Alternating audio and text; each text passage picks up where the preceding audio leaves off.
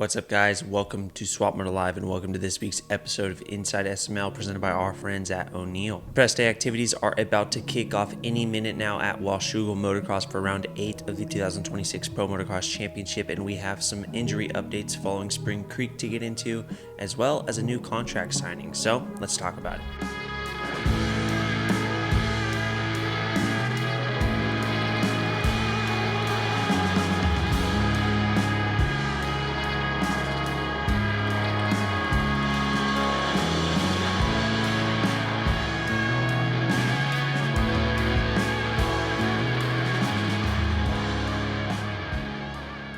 All right, let's start off with the injury updates. Miraculously, after all the carnage we saw at Millville, especially in the 250 class, there isn't a whole lot of negative injury updates, so that's good to hear. We actually have some positive news too that we'll get into later as far as riders returning to the series. But first off, for that 250 class, the star racing riders involved. Certainly most notable was Caden Dudney, who was pretty banged up from that first turn crash. And yes, he is a little hurt from it, but he did announce on Instagram that he's still going to give it a go and go racing in Washougal. So that's good to hear. And to keep going with the Monster Star Racing Yamaha guys, maybe more of a key role in that first turn crash, but Carson Wood is not going to be racing this weekend just because of amateur eligibility and whatnot.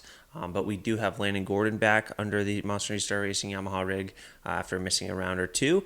And then we have Pierce Brown, who we haven't seen since Supercross. He has been back on the bike for a little bit over a month now, and he's going to give it a shot and do some racing out at Washougal. So super excited to see him back at the races. We haven't seen Pierce in the outdoors on a Monster Star Racing Yamaha yet, so going to be pretty cool to see what he can do. And yes, he did attempt to race at Ironman, I believe, last year, but I don't think he even made the motos. I think he got hurt again or had a crash and ended up opting out. So yes, we haven't really seen a full 2 motos out of Pierce Brown on a Star Racing Yamaha. And before we move on to some news regarding the 450 class, also in the 250 class, Preston Boespflug, you might remember that name. He broke his femur, I want to say 2 years ago in Supercross after a really good season. He made a splash. He was actually Deegan's main rival in amateur years for a couple of years. Those two had some great battles at some amateur nationals, but we haven't seen a whole lot of Preston since that femur injury. I believe it was Seattle Supercross. I think he was teammates with Hunter Yoder that year for PRMX, if I'm correct. So yeah, we haven't seen a whole lot of him. He was one of the riders that did that contest with the Samuels SLR team. But yeah, he didn't end up getting a ride there. We've been seeing him for the last month and a half, 2 months on a Yamaha 250 that he bought.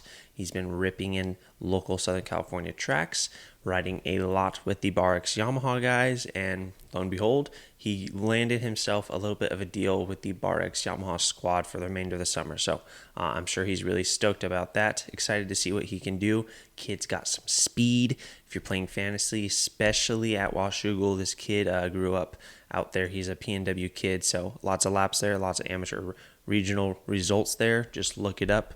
I'm sure he's handed it to Deegan a few times up there. So yeah, watch out for that kid. Going to be cool to see what he can do after a large break from professional racing. And on to the 450 class. I'm a little disappointed, I will say. I've been looking forward to seeing Justin Cooper back at the races for quite some time now.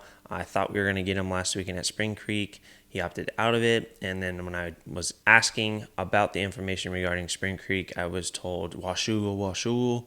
Well, he's not racing this weekend again, which it does make sense when you think about it. We're going into a large break before the remaining rounds of the Pro Motocross Championship, so why not take another weekend off from racing? But yeah, we will not be seeing Justin Cooper back at the races, so a little bit of a bummer there. We will be seeing Mikael Harrop for the Triumph Factory Racing guys. If you remember, he crashed at Spring Creek with Garrett Marchbanks, and I believe he broke his nose. He was a little bit questionable, but he's going to be giving it a go.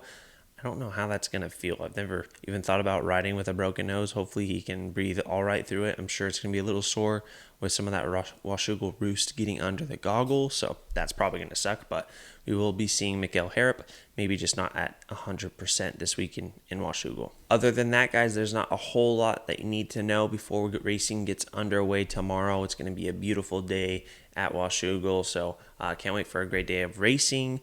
There is some news behind the scenes going on as World Supercross is about to kick off in just a week or two. So there's some team switches that are happening, still some that haven't been announced, I believe, just with riders signing new deals and not being able to race with certain teams for the WSX Championship. So stay tuned to swapmotolive.com. I'm going to keep you guys updated on that in the break for Loretta's. And yeah, as always, thanks for watching. Shout out to O'Neill. Side note, I spun my first laps in the new 2027 O'Neill Mayhem pant, and I am mind blown. It really exceeded my expectations, really comfortable. So I actually ordered another set. If you haven't already, go check out the 2027 O'Neill line. There's some great offerings, and the Mayhem chassis for the pant is all new. Like I said, really impressed. But as always, guys, thanks for the love. Keep an eye out for some new 2027 gear being teased this weekend and announced, I believe, today. And I'll see you guys in next week's episode.